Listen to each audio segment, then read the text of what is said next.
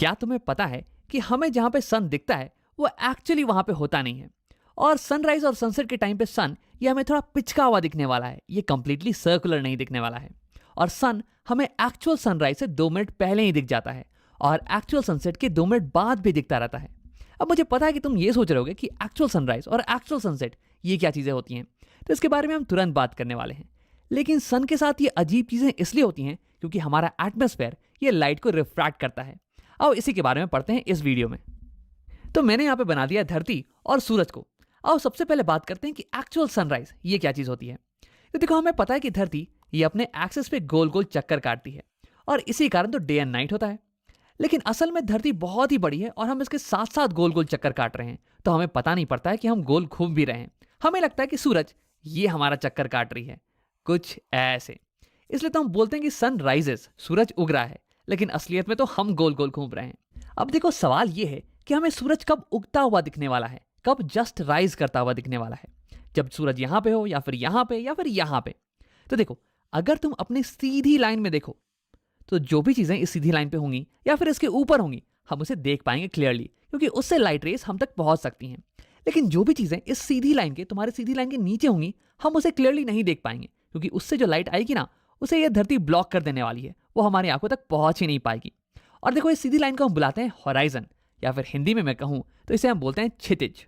तो यानी कि जो भी चीजें होराइजन के ऊपर होंगी उसे हम देख पाएंगे, और जो भी चीजें होराइजन के नीचे होंगी हम उसे नहीं देख सकते हैं। तो मैं तुम्हें होराइजन को अच्छे समझाता हूं। तो जिस पॉइंट पे तुम खड़े हो ना धरती पे, अगर उसी पॉइंट पे मैं एक सीधी लाइन ड्रॉ कर दूं, सीधी लाइन से मेरा मतलब है कि एक टैंजेंट को ड्रॉ कर दूं धरती के इस पॉइंट पे, तो इसी को हम होराइजन बुला रहे हैं। तो हमारी सूरज ये क्योंकि होराइजन के नीचे है ना, तो इसलिए हम इसे नहीं देख पाएंगे।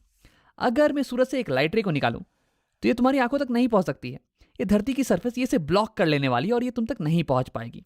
अब देखो, इस केस में तुम्हें कुछ ऐसा दिखने वाला है। ये हो गई स्काई और ये हो गई हमारी लैंड। और यहाँ पे मैंने किसी भी सूरज को नहीं बना रखा है क्योंकि तुम सूरज को देख ही नहीं सकते हो। तो स्काई और धरती को सेपरेट करने वाली लाइन, इसी को हम बुला रहे हैं होराइजन। और हमारी सन ये अभी होराइजन के नीचे है, इसलिए हम इसे नहीं देख सकते हैं। लेकिन अगर अगले ही क्षण ये हमारी सन ये थोड़ा सा ऊपर आ जाए होराइजन के यहाँ पे कहीं, तो देखो अब सन से निकलने वाली जो रेस है ना, ये हम तक पहुंच सकती है। ये देखो हमारी आंखों तक आ सकती है और हम इसे देख लेने वाले हैं। तो तुम्हारे इस सीन में कुछ ऐसा दिखने वाला है, सन जस्ट ऊपर आने वाला होगा और इसी को हम बोलते हैं एक्चुअल सनराइज। तो यानी कि जब सन होराइजन के जस्ट ऊपर आ जाए तो होनी चाहिए एक्चुअल सनराइज। लेकिन देखो, अभी तक हमने एटमॉस्फेयर की बात नहीं की, धरती की एटमॉस्फेयर की, तो चलो इसे भी बना लेते हैं और सन को होराइजन के थोड़ा नीचे लेके आते हैं। तो आओ देखते हैं कि इस केस में क्या होने वाला है। वैसे तो सन होराइजन के नीचे है तो हमें ये दिखना नहीं चाहिए, लेकिन आओ कुछ रेस को बना के देखते हैं। तो ये मैंने बना दी सन से निकलने वाली कुछ 2 रेस। अब यहाँ पे अगर एटमॉस्फेयर नहीं होता तो ये रेस तो सीधी चली जाती और ये हमें नहीं दिखने वाली थी। लेकिन क्योंकि यहाँ पे ये एटमॉस्फेयर है ना, तो ये रेस ये अब एयर में एंटर करने वाली है वैक्यूम से, और वैक्यूम में लाइट फास्टेस्ट ट्रैवल करती है। तो जब एयर में एंटर करेगी तो ये स्लो डाउन हो जाने वाली है, और क्योंकि यहाँ पे स्पीड में चेंज आ गया है इसलिए लाइट ये थोड़ा रिफ्रैक्ट कर जाएगी, ये बेंड कर जाएगी। और क्योंकि ये जा रही है स्लोअर मीडियम में, इसलिए ये लाइट बेंड करने वाली है टुवर्ड्स द नॉर्मल। अब उसे बना लेते हैं। अब देखो, इसके बारे में हमने डिटेल में बात किया था रिफ्रैक्शन के वीडियो में, तो अगर तुम्हें ये समझ में नहीं आ रहा ना तो एक बार तुम वो वीडियो को देख के आ जाओ। अब देखो, ये लाइट रेस ये बेंड कर रही है और ऐसे बेंड कर रही है ना कि अब ये हमारी आंखों में पड़ने वाली है, तो यानी कि हमें कुछ ना कुछ दिखने वाला है। तो देखो, हमारा ब्रेन इन दोनों लाइट रेस को पीछे की तरफ प्रोड्यूस करने वाला है, कुछ ऐसे। और जहां पे ब्रेन को इंटरसेक्शन होता हुआ दिखेगा, ब्रेन को लगेगा कि यही है सोर्स ऑफ लाइट, तो यानी कि ब्रेन को यहां पे सन दिखने वाला है। तो अमेजिंग चीज ये है कि अभी भी सन होराइजन के नीचे है, तो यानी कि ये हमें नहीं दिखना चाहिए था, लेकिन एटमॉस्फेरिक रिफ्रैक्शन के कारण हम सन को अभी ही देख पा रहे हैं। तो यही मैंने तुमसे कहा था स्टार्टिंग में कि सन तुम्हें जहां पे दिखता है ये वहां पे होता नहीं है, और एक्चुअल सनराइज के पहले ही हमें सन दिखना चालू हो जाता है, कुछ ऐसे। तो फिर हमने कैलकुलेट किया कि कितना टाइम पहले हमें सन दिखना चालू हो जाता है, तो ये निकल के आया कुछ 2 मिनट। यानी कि सन को होराइजन क्रॉस करने में अभी 2 मिनट लगने वाले हैं, लेकिन अभी ही हमें सन दिखना चालू हो गया है, सनराइज पहले ही हो गया है। और यही चीज ट्रू है एक्चुअल सनसेट के लिए भी।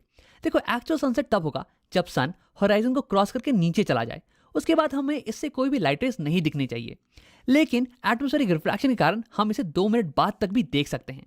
तो यानी कि सन हमें एक्चुअल सनराइज के 2 मिनट पहले ही दिखने लगता है, और सन एक्चुअल सनसेट के 2 मिनट बाद तक भी हमें दिखता रहता है। तो अगर मैं शॉर्ट में बोलूं तो हमारी एटमॉस्फेयर ये लाइट रेस को बेंड कर देती है नीचे की तरफ, हमारी तरफ, और इसलिए हमें ऑब्जेक्ट्स ये थोड़ा ऊपर दिखने वाले हैं। और ये चीज़ ट्रू है किसी भी सेलेस्टियल बॉडी के लिए, चाहे वो सन हो, चाहे वो स्टार हो, या फिर मून हो, या फिर कोई और भी प्लैनेट। सारी बॉडीज ये थोड़ा शिफ्टेड दिखने वाले हैं। अब देखो ये जो इफेक्ट है ना शिफ्टिंग का, ये मैक्सिमम होता है उन ऑब्जेक्ट्स के लिए जो कि होराइजन के पास में हो। देखो जितना पास में होंगे ऑब्जेक्ट्स होराइजन के, उनसे निकलने वाली रेस ये उतना ही बड़ा एंगल बनाने वाली है नॉर्मल से। तो यानी कि ये रिफ्रैक्टेड रेस ये उतना बड़ा एंगल बनाने वाली है नॉर्मल से, और इसलिए इनकी जो शिफ्टिंग है ये मैक्सिमम दिखने वाली है। लेकिन अगर यही बॉडी ये सीधे हमारे ऊपर आ जाए बिल्कुल यहाँ पे, तो इनसे निकलने वाली रेस ये बिल्कुल ही नॉर्मल होने वाली है एटमॉस्फेयर के। तो यानी कि इनकी बेंडिंग तो बिल्कुल भी नहीं होने वाली है। तो यानी कि ऐसी बॉडीज ये बिल्कुल भी शिफ्टेड नहीं दिखने वाली हैं। तो यानी कि हमारे एटमॉस्फेयर के कारण हमें स्काई में ऑब्जेक्ट्स ये कुछ ऊपर की तरफ शिफ्टेड नजर आते हैं, और ऑब्जेक्ट जितना ज्यादा नीचे होंगे स्काई में ये उतना ही ज्यादा ऊपर की तरफ शिफ्टेड नजर आने वाले हैं।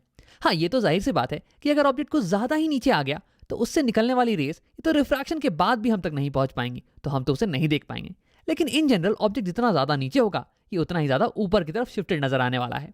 और अगर यही ऑब्जेक्ट ऊपर की तरफ चढ़ने लग जाए तो फिर इसकी शिफ्टिंग की जो इफेक्ट है ना ये धीरे धीरे कम होती चली जाएगी। और अगर ये ऑब्जेक्ट बिल्कुल ही हमारे सर के ऊपर आ जाए तब तो इसकी शिफ्टिंग की इफेक्ट ये बिल्कुल ही जीरो हो जाने वाली है। अब यही कारण है कि क्यों पुराने जमाने के जो सेलर्स थे ना वो उन स्टार्स का इस्तेमाल नहीं करते थे दिशा बताने के लिए जो कि होराइजन के पास में हो, क्योंकि ये स्टार्स तो बहुत ही ज्यादा शिफ्टेड है अपनी पोजीशन से। तो अगर वो इनको फॉलो करते तो वो तो आसानी से गुम हो जाते यार। अब देखो एक आखिरी चीज, सनराइज और सनसेट के टाइम में सन ये हमें सर्कुलर नहीं दिखने वाला है, बल्कि ये थोड़ा सा चिपटा हुआ दिखने वाला है। देखो कुछ ऐसे। तो ऐसा क्यों होता है? मैं चाहूंगा कि तुम वीडियो को एक बार पॉज करो और इसे खुद से पता लगाने की कोशिश करो। इसमें बिल्कुल ही यही वाला कॉन्सेप्ट इस्तेमाल हो रहा है। तो अब अगर तुमने ट्राई कर लिया है तो अब देखते हैं। देखो हमें पता है कि सनराइज और सनसेट के समय भले ही सन हमें होराइजन के ऊपर दिखता हो, लेकिन असल में ये होता है होराइजन के नीचे, और ऐसा हो रहा है एटमॉस्फेरिक रिफ्रैक्शन के कारण। और देखो हमने ये भी देखा कि जो पॉइंट जितना ज्यादा नीचे होगा होराइजन से ये उतना ही ज्यादा ऊपर की तरफ शिफ्टेड दिखने वाला है। तो यहाँ देखो सन की जो बॉटम मोस्ट पॉइंट है ना ये बहुत नीचे है कंपेयर टू सन की टॉप मोस्ट पॉइंट से। तो यानी कि बॉटम मोस्ट पॉइंट ये ज्यादा ऊपर की तरफ शिफ्ट होने वाली है compare to top most point से। मतलब कि टॉप मोस्ट पॉइंट ये यहाँ से यहाँ कुछ 1 किलोमीटर की तरफ शिफ्ट हो गई, लेकिन जो बॉटम मोस्ट पॉइंट है ना ये 1 किलोमीटर से ज्यादा शिफ्ट होने वाली है, और इसलिए हमें सन थोड़ा सा चिपटा दिखने वाला है कुछ ऐसे। अब यही रीजन है कि क्यों हमारे एस्ट्रोनॉट्स को सेलेस्टियल बॉडीज की पिक्चर लेना पसंद नहीं जब वो होराइजन के पास में हो। अब आओ वीडियो को एक बार समराइज कर लेते हैं।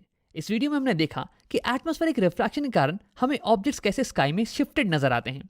ऑब्जेक्ट जितना ज्यादा पास में होंगे होराइजन के ये उतना ही ज्यादा शिफ्टेड नजर आने वाले हैं, और इसलिए हमें सन एक्चुअल सनराइज के 2 मिनट पहले ही दिख जाता है, और एक्चुअल सनसेट के 2 मिनट बाद तक हमें ये दिखता रहता है। और इसलिए सनराइज और सनसेट के टाइम में सन ये हमें थोड़ा चिपटा नजर आता है।